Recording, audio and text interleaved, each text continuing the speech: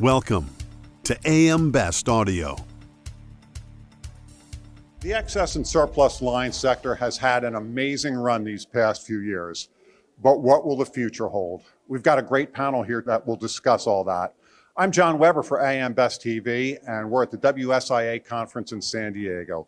That panel today is David Blades, Associate Director, AM Best, Marcia Blanco, Head of Financial Lines Munich Re Specialty, Jessica Buss, CEO for Argo, Sarah Gunderson, EVP, Head of Casualty, North America Sampo, and Kyle Burnett, Head of E&S Property, North America, Swiss Re Corporate Solutions. And Kyle, let's start with you today. What direction do you see the E&S sector taking? So for me, I'd say it's going to be growth. And so for the E&S market, if you look, the report just came out. We finished last year at $115 billion. First time we've ever crossed $100 billion in the E&S space. So incredibly important, incredibly value to really plant ourselves and plant that flag. But we now take up 30% of all of the market share for commercial insurance, which is just incredible. So when people used to think of E&S, they used to think of it as hard to place distressed risks. And I really don't think that's the case anymore. I think what really is important is that we've become a staple of the insurance community, providing tough solutions and really help stabilize through the really difficult years. Yeah, I would add to that, and maybe on that same theme, we used to be referred to as a safety valve, right? And business would flow from the admitted markets to the E&S. So we certainly concur that business is more likely to stay in the E&S market. And we've even seen a more complex part of that where we've seen the distribution of the E&S business change. So that growth has stayed, and now it's being distributed through brokers and through MGUs. And it's taken up, as Kyle said, a great part of our market. But I think the other thing in the emerging space is as risks continue to get more complex, they're going to start in the E&S market. So there's just going to be more and more opportunities for E&S companies to grow over the upcoming years. Sarah, what are the challenges and opportunities that you see in E&S down the road? That's a great question, John. And actually, tying in with what Kyle said, my response would be the growth, right? It is a challenge, right? We've been seeing it the past few years, and we're going to continue to see that moving forward, right? And that does create tremendous opportunities. But along with that growth, right, companies really need to focus on talent retention, right? And staffing models, and also creating efficiencies, right? And that speed to market is so important in the E&S space, right? That's what we need to focus on. And it is an exciting time. That growth potential and opportunity is there. But there come with that a lot of challenges as well. And I just think, to Sarah's point, growth is, so important. That's obviously a big part of the story that as we've been looking at the surplus lines market in most recent years. But the success of underwriting that business, as all these new challenges come to the forefront, the ability of the surplus lines market to continue to be successful from an underwriting perspective, to continue to be profitable, I think that's as big a story as the growth, to be honest with you. And I think that's going to be the challenge going forward, to continue staying on top of the P's and Q's and the basic blocking and tackling, in order to, as you're looking at these new and evolving technologies and new risks, to make sure that the underwriting stays at the level to continue that the success that we've seen in recent years. And those are challenges that'll continue to be at the highest level, because again, surplus lines market is facing some of the the toughest risks in the insurance market. But again, sticking to the core principles, I think the chance for success is excellent. I think it's this balance of becoming future-proof so that we're on top of the emerging risks, but not losing sight of the underwriting fundamentals that made the E&S industry as profitable as it is, and the best-in-class underwriting and just the fundamentals.